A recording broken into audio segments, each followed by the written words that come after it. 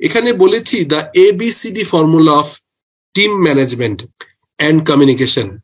So আজকে এখানে যারা আছে, আমি তো জানি প্রত্যেকেই সেলস, মার্কেটিং, আপনারা টিম ম্যানেজ করেন। সো এখানে দুই ধরনের কমিউনিকেশন খুবই ইম্পর্টেন্ট মোস্টলি, সেটি হচ্ছে যে আপওয়ার্ড কমিউনিকেশনে, আর ডাউনওয়ার্ড তো কন্টিনিউয়াসলি করতে হয়। এখন চ্যালেঞ্জটা হচ্ছে যখন আপওয়ার্ড কমিউনিকেশন করি তখন আমরা ভুল কম করি। কেন?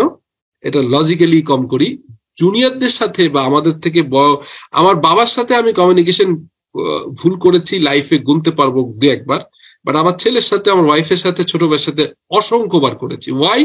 বিকজ তখন কমিউনিকেশনের বেসিক গুলো আমরা ভুলে যাই। So let us start, very interesting এবং অ্যাপ্লিকেবল। প্রথম হচ্ছে অ্যাডমায়ার। অ্যাডমায়ার মানে হচ্ছে যে আপনার আসলে প্রত্যেককে রেসপেক্ট করতে হবে। আপনার অফিসে যে পিয়ন, ওনাকে যদি আপনি অ্যাডমায়ার না করতে পারেন, অথবা আপনার যিনি গাড়ি চালান ওনাকে অ্যাডমায়ার না করতে পারেন, তাহলে সিনিয়রদের সাথেও এক সময় আপনার এই যে অ্যাডমায়ার না করার যে অভ্যেসটা প্রকাশ পেয়ে যাবে। সো সিনিয়রদের সাথে অটোমেটিকলি আমরা একটু লিসেন বেশি করি।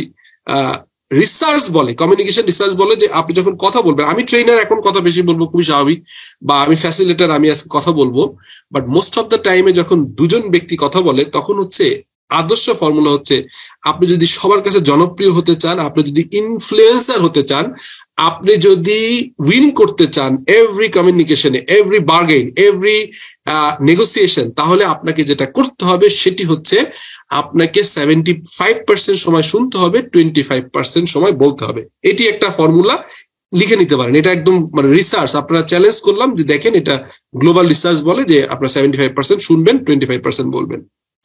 আর নর্মালি আমাদের হিউম্যান অর্গান মহান আল্লাহ তাআলা যে সৃষ্টি করে দিয়েছেন, সেখানেও দেখবেন যে দুটো কান দিয়েছে শোনার জন্য, একটা মুখ, অত ওখানেও 33% হচ্ছে নর্মালি বলার কথা, 66% শোনার কথা। সো এটাকে আরেকটু বেশি। সেই অ্যাডমায়ার করতে গেলে আসলে অন্যকে শুনতে হবে। প্রথম আপনার টিম মেম্বারদেরকে আপনি রেসপেক্ট করবেন, ভালোবাসবেন, খবর নেবেন।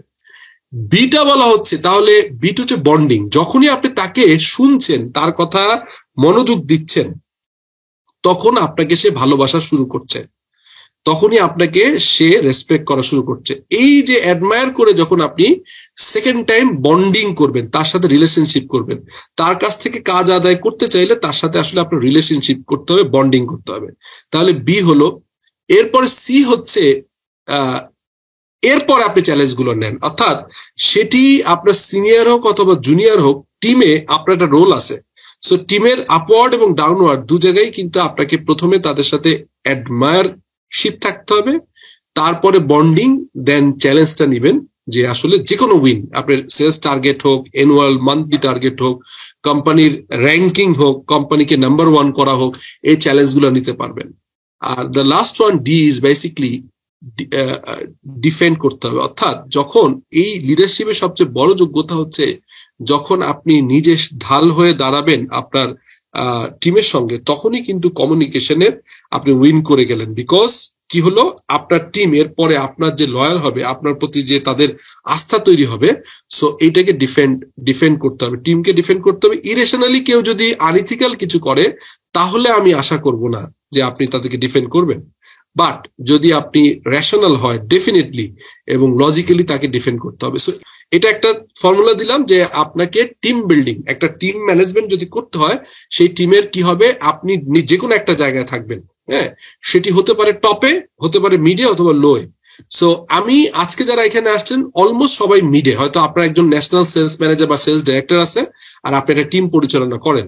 সেই মিডে থেকে এটা আরো বেশি দরকার, বোথ লেভেলে অ্যাডমায়ার করতে হবে সিনিয়র এবং জুনিয়রদেরকে, এবং তারপরে তাদের সাথে বন্ডিং, দেন তাদেরকে নিয়ে চ্যালেঞ্জটা উইন করতে হবে। একক গেম কখনো উইন করা যায় না।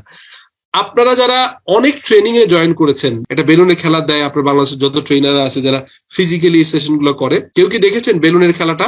স্যার, ওই যে একটা বেলুন ফুটাতে দেয়, কার বেলুনটা অক্ষত থাকে শেষ পর্যন্ত। এক্স্যাক্টলি।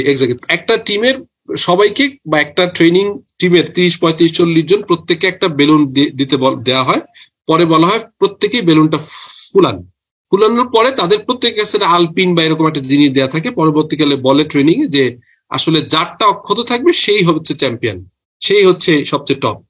তখন হিউম্যান সাইকোলজি বলে আসলে এটা একটা আমাদের হিউম্যান সাইকোলজি তার নেগেটিভ একটা চিন্তা জন্মের শুরু থেকে দিয়ে দিয়েছে। এই থট প্রসেসটা বলি তাহলে আমার মনে হয় কাজে লাগবে। সেটা হচ্ছে যখন আমরা পৃথিবীতে আসছি তখন তো আসলে সব নলেজ আল্লাহ তাআলা আমাদেরকে দিয়ে দিয়েছেন, বাট এটা অ্যাপ্লিকেশন আমরা জানতাম না।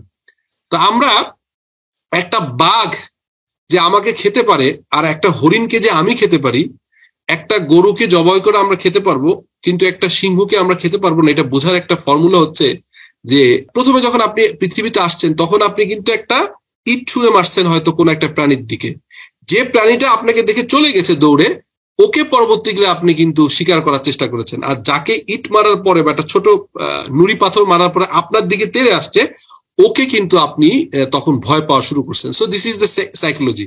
আমার ছোট বাচ্চা অনেক বছর আগে গ্রামের বাড়ি যে একবার কয়েল আছে না, মশার কয়েল, তো বারবারই বলা হচ্ছিল এটা টাচ না করার জন্য, ও এটা মানে টাচ করছিল। পরবর্তীকালে তার হাতে ছোট্ট একটা ফোসকা পড়ে যায় আগুন থেকে, এরপরে সে আর তাকে আর লার্নিং দিতে হয় না। হিউম্যান সাইকোলজির ভিতরে এগুলো দেয়। আমাদের কিছু নেগেটিভ বিষয় আছে, নেগেটিভ বিষয় যখনই বলা হয় যে আপনি উইন করবেন, তখন সবাই যেটা করার চেষ্টা করে নিজেরটাকে অক্ষত রেখে অন্যটা আলপিন দিয়ে ফুটানোর চেষ্টা করে।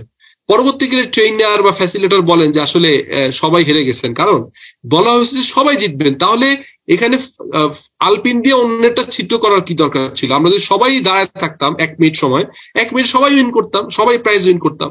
সো এই সাইকোলজি। সো টিমে চ্যালেঞ্জ করতে গেলে, টিমে যদি কেউ উইন করতে চায় তাহলে তাকে এই চ্যালেঞ্জ সবাইকে নিয়েই করতে হবে, আদারওয়াইজ এটা হবে না। এবং যদি কখনো ফেলিয়ার আসে লাইফে তখন ডেফিনেটলি ডিফেন্ড করতে হবে। ডিফেন্ড করতে গেলে তখন আমরা আসলে একটা ঢাল হতে হবে।